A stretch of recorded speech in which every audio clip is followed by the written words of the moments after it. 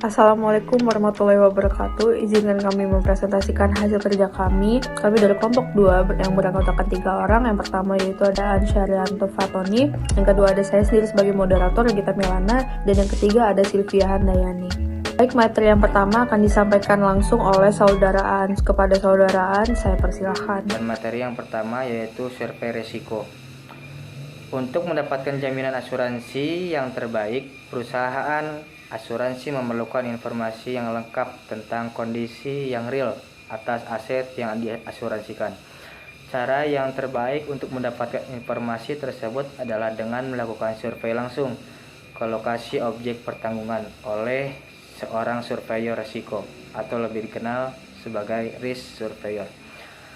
Laporan yang dihasilkan oleh risk surveyor akan menentukan apakah aset yang akan diasuransikan dapat diterima atau ditolak oleh perusahaan asuransi.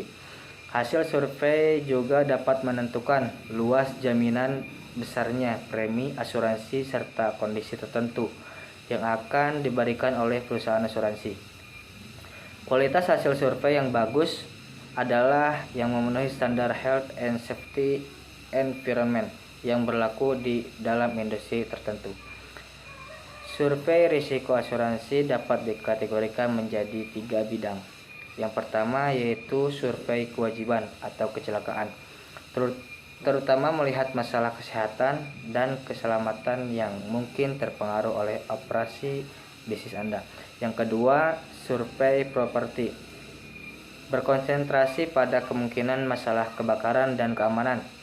Lalu yang ketiga, survei gangguan bisnis, yaitu melihat bagaimana bencana dapat mempengaruhi bisnis Anda, cara Anda menghadapinya, dan bagaimana Anda dapat memulihkannya untuk berdagang dengan sukses lagi. Dalam beberapa kasus, survei mungkin menggabungkan ketiganya sekaligus. Surveyor risiko asuransi akan melakukan survei, menyusun dan menilai informasi di risiko di lokasi, lalu mencatat penilaian, mengumpulkan bukti foto, dan menyiapkan laporan terperinci. Selama melakukan survei, mereka dapat memberi nasihat tentang peluang apapun untuk mengurangi risiko klaim asuransi di masa mendatang. Mereka juga akan memberikan rekomendasi kepada penjamin emisi tentang perbaikan yang diperlukan. Terdapat 4 risiko asuransi yang umum dilihat oleh surveyor asuransi. Yang pertama yaitu kebakaran dan bahaya, yaitu memeriksa rencana, konstruksi, dan sistem proteksi kebakaran untuk menilai risiko terhadap bangunan dan isinya. Lalu yang kedua, kecelakaan dan tanggung jawab, menilai kemungkinan risiko bagi karyawan, pelanggan, dan pengunjung gedung atau situs. Lalu yang ketiga, asuransi teknik, mensurvei pabrik, mekanis, dan industri, mesin dan peralatan untuk mencari kesalahan dan risiko. Lalu yang keempat, theft and burglary, memeriksa tempat bisnis untuk memeriksa metode keamanan dan penyimpanan. Lalu tujuan dari survei risiko sendiri yaitu untuk melihat dengan lebih jelas kondisi fisik dan tingkat risiko dari objek pertanggungan yang akan diasuransikan. Lebih jauh, tujuan dari survei risiko adalah untuk menyimpulkan data-data yang kemudian akan diproses dan pada akhirnya menjadi informasi yang disebut dengan analisis risiko. Pada analisis risiko mencakup pengidentifikasian dan pengukuran tingkat risiko. Survei risiko ini dapat dilakukan oleh internal surveyor atau staf perusahaan ataupun oleh external surveyor yaitu independent surveyor. Dilihat dari aktivitas pelayanan kontrol kerugian, maka survei risiko memiliki 2 keuntungan, yaitu bagi perusahaan asuransi itu sendiri dan pihak tertanggung. Keuntungan yang didapat bagi perusahaan asuransi adalah memperbesar jumlah premi yang masuk dengan mengurangi semaksimal mungkin jumlah klaim.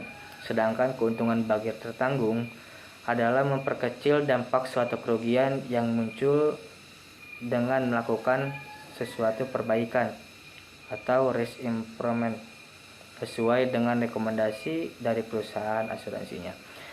Mungkin sekian yang dapat saya sampaikan. Materi yang selanjutnya akan disampaikan oleh Saudari Silvi. Baik, materi selanjutnya adalah metode identifikasi resiko. Dalam metode identifikasi resiko, ada beberapa metode yang dianjurkan. Yang pertama yaitu ada risk analysis questionnaire, di mana manajer resiko untuk memastikan bahwa informasi yang diperlukan berkenaan dengan harta dan operasi perusahaan tidak ada yang terlupakan. Untuk memperkuat informasi, manajer resiko akan mempertimbangkan semua sumber informasi yang digunakan dalam metode-metode lainnya. Bedanya adalah bahwa pertanyaan dalam kuesioner itu menjurus ke penyelidikan. Kemudian metode yang kedua ada metode laporan keuangan. Dengan menganalisis neraca, laporan laba rugi, dan catatan lain, manajer resiko bisa mengidentifikasi semua resiko yang berkenaan dengan harta, utang, personalia perusahaan. Dengan menggabungkan laporan keuangan dengan ramalan keuangan dan anggaran, maka manajer dapat menemukan resiko yang akan dihadapi. Sebab setiap transaksi bisnis pada akhirnya menyangkut baik uang maupun hak milik. Berdasarkan metode ini, maka setiap akun atau perkiraan itu dianalisis secara mendalam berkaitan dengan kemungkinan kerugian yang akan dapat terjadi dari setiap perkiraan tersebut.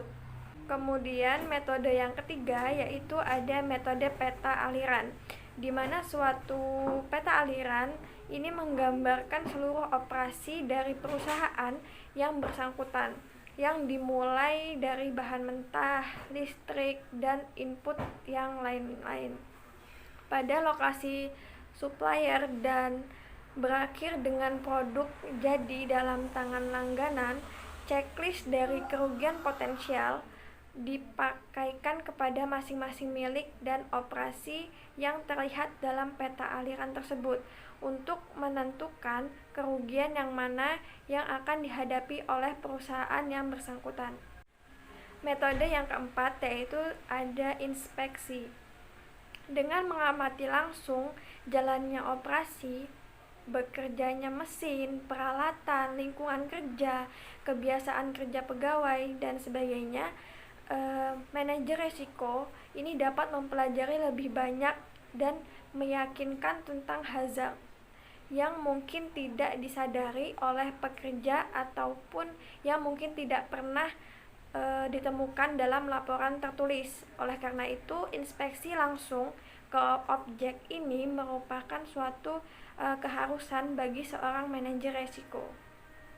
Metode yang kelima ada interaksi dengan bagian lain, di mana keberhasilan untuk mengidentifikasi exposure risiko usaha itu dipengaruhi oleh kerjasama yang erat antara bagian-bagian lain yang ada dalam perusahaan tersebut, karena manajer bagian yang langsung menghadapi kegiatan itu lebih memahami sifat pekerjaan dan karakteristik yang dihadapi. Interaksi tersebut itu meliputi yang pertama untuk memperoleh pemahaman yang sempurna dari kegiatan suatu bagian, mengidentifikasi kerugian potensial yang ditimbulkan oleh kegiatan tersebut. Maka manajer risiko sering mengunjungi manajernya serta dapat mengadakan tanya jawab langsung dengan pegawainya. Dan yang kedua, laporan lisan atau tertulis dari bagian-bagian perusahaan tersebut, baik atas inisiatif ataupun sebagai laporan rutin, dan memberikan informasi yang up to date mengenai perkembangan yang relevan. Metode selanjutnya ada statistik kerugian. Pendekatan keenam ini dapat memberikan petunjuk tentang suatu kerugian. yang telah lalu dan kerugian mana di antaranya yang sering terjadi. Catatan kerugian masa lalu itu dapat digunakan sebagai alat evaluasi tentang kinerja, sehingga kinerja-kinerja yang berpotensi menimbulkan kerugian itu perlu dipantau dan disempurnakan. Misalkan kualitas produksi, kualitas pelayanan, dan sebagainya. Metode yang terakhir adalah analisis lingkungan, di mana untuk mengidentifikasi suatu resiko itu harus dilihat juga dari lingkungan, di mana lingkungan yang relevan itu yang pertama langganan, yang kedua pemasok, dan yang tiga saingan, dan juga undang-undang dan ketentuan-ketentuan yang lainnya. Dalam menganalisis masing-masing komponen, pertimbangan yang penting itu adalah yang pertama sifat hubungannya, kemudian ada keanekaragamannya dan kestabilannya. Misalkan penjualan produk secara langsung ataupun tidak langsung dari produsen langsung ke konsumen, ataupun produsen melalui grosir, pedagang eceran baru ke konsumen, dan sebagainya. Konsumen produk tersebut bersifat perseorangan, perusahaan industri, atau pemerintah. Jika persaingan memerlukan kampanye melalui iklan, ada kemungkinan menimbulkan klaim terhadap produk yang tidak memenuhi syarat. Mungkin cukup sekian materi yang dapat saya sampaikan. Materi selanjutnya akan disampaikan oleh saudari Regina. Pengguna pihak luar untuk mengidentifikasikan resiko. Manajer resiko boleh percaya pada agen asuransi, broker, atau konsultan untuk melakukan pekerjaan yang rinci mengidentifikasikan resiko, tetapi mempercayai sepenuhnya pihak luar untuk mengidentifikasi resiko pada suatu saat dapat mengandung kelemahan. Mengapa? Karena walaupun banyak agen asuransi dan broker lebih baik dan lebih berpengalaman, menemukan risiko pada berbagai perusahaan disebabkan oleh waktu dan energi yang dikerahkan dalam mempersiapkan survei menyeluruh, terutama bagi perusahaan besar. Tetapi kelemahan ini sudah berangsur hilang karena makin banyak konsultan manajemen risiko yang berpraktek atas dasar kontrak kerja dengan perusahaan yang bersangkutan dan tidak ada hubungannya dengan perusahaan asuransi yang ingin memasarkan asuransinya. Metode OCTAV atau OCTEVI atau mengolah risiko keamanan informasi, mengenali sebuah risiko, apakah organisasi yang menerapkannya. Setelah risiko diidentifikasi, organisasi dapat membuat rencana penanggulangan dan mengurangi mitigasi risiko terhadap masing-masing risiko yang telah diketahui. Evaluasi kegiatan mempertimbangkan apa yang terjadi selama evaluasi. Ketika sebuah organisasi yang melakukan evaluasi risiko keamanan informasi, maka untuk melakukan kegiatan yang pertama yaitu ada mengidentifikasi risiko keamanan informasi, lalu ada menganalisis risiko untuk mengevaluasi risiko, terus ada plan, rencana untuk perbaikan perlindungan oleh mengembangkan strategi untuk perbaikan organisasi, lalu ada implementasi, melaksanakan rencana aksi dipilih secara rinci, ada monitor, memantau kemajuan dan efektivitas kegiatan ini meliputi pemantauan risiko untuk setiap perubahan. Lalu yang terakhir ada kontrol, mengontrol pelaksanaannya telah sesuai dengan tindakan korektif dengan cara menganalisis data dan juga membuat keputusan. Baik, sekian dari presentasi kelompok kami. Kurang lebihnya kami mohon maaf, pada Allah kami mohon ampun. Kami akhiri, wassalamualaikum warahmatullahi wabarakatuh.